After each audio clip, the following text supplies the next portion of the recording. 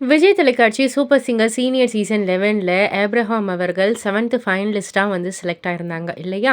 So, இதற்கு நெறைய பேர் வாழ்த்துக்கள், அவங்களுடைய பிளெஸ்ஸிங்ஸ்ன்னு எல்லாத்தையுமே வந்து குடுத்தாலும், நெறைய பேர் சொல்ற ஒரு விஷயம், "போடுங்கடா அது இன்னொரு சேர" அப்படின்னு வந்து மிஷ்கின் சார் வந்து சொல்லக்குள்ள, ஒவ்வொரு கண்டஸ்டன்ட்ஸோடைய முகத்துல இருந்த அந்த ஒரு சந்தோஷம் வந்து சாதாரண சந்தோஷம் கிடையாது. ஏன்னா, அவங்க வந்து துள்ளி குதிச்சாங்க. அவங்களுக்கு கிடைத்த வெற்றி போல வந்து துள்ளி குதிச்சாங்க. அது ஒவ்வொருத்தவங்களும் சரி. அதனால வந்துட்டு, அ எல்லாருமே வந்து அத ஒரு பெருமையா வந்து பேசிக்கிட்டு இருக்காங்க. ஒவ்வொரு வைல்ட் கார்டு என்ட்ரியா வந்து பாடுனவங்களும் சரி, அங்க ஃபைனலிஸ்ட்டா உட்கார்ந்திருந்தவங்களும் சரி, எல்லாருமே துள்ளி கொதிச்சு ஏப்ரஹாம் வந்து 7த் ஃபைனலிஸ்ட் அப்படின்றத வந்து கொண்டாடக்குள்ள, இதுதான் யூனிட்டி.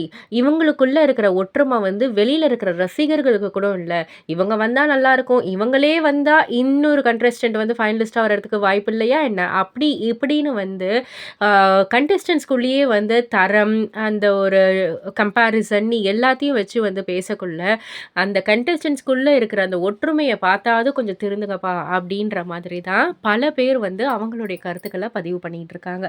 இதெல்லாம் பத்தி நீங்க என்ன நினைக்கிறீங்க? உங்களுடைய கருத்து என்ன? அப்டின்றத கீழ உள்ள கமெண்ட் பாக்ஸ்ல குறிப்பிட்டு சொல்லுங்க. மறக்காம சேனல சப்ஸ்கிரைப் பண்ணி பக்கத்துல உள்ள பெல் ஐகான கிளிக் பண்ணிடுங்க.